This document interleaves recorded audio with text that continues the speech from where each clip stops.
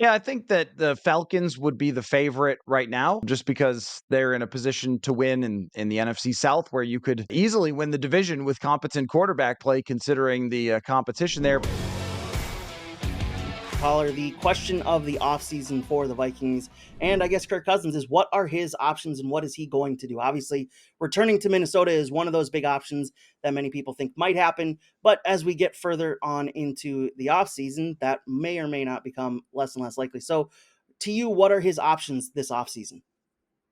Yeah, that's a really good question because we kind of assume that there are enough teams out there that need quarterbacks that at least one of them is going to make Kirk Cousins an offer. But we don't know that for sure because he's not the only quarterback on the market. We should get resolution fairly soon on what the Chicago Bears are going to do with Justin Fields. He will have lots of trade suitors, I would imagine, teams calling, trying to get a deal on a quarterback that seems to be improving over the last couple of years. And then Baker Mayfield is also a free agent as well. And it appears that he's going to return to the Tampa Bay Bucks, but that is no guarantee at all. So, with the fact that there's other options out there for quarterback needy teams, maybe Russell Wilson as well, as it seems he's not going to return to the Denver Broncos. How does everybody fall into those few places that need quarterbacks? It's kind of a little bit of a game of musical chairs and who's going to be the last one left standing without a quarterback.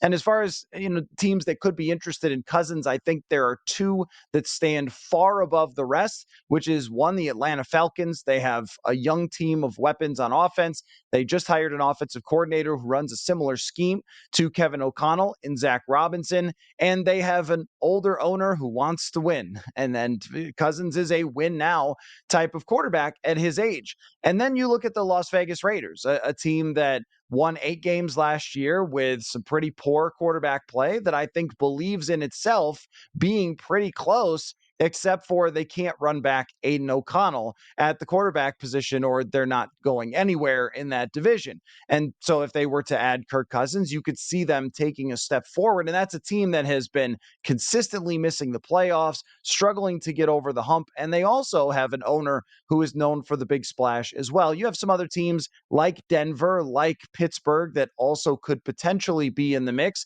But the thing is for the Vikings, if those teams don't make bigger offers, then does he just come back? Or if the Vikings had thought that he wasn't going to accept their lower offer, I mean, what would they do in that case? Or maybe they would top some other offer. But all the reporting seems to be that they have a price on Kirk Cousins that they'll bring him back, and if he doesn't go to that price, then they'll let him go. But this will be a very interesting process to see play out because there are a lot of moving parts here. It's not just Kirk and the Vikings, it's a bunch of other teams at play as well. So then put you on the spot, taking four of those teams, the Falcons, the Raiders, the Vikings, and the Steelers.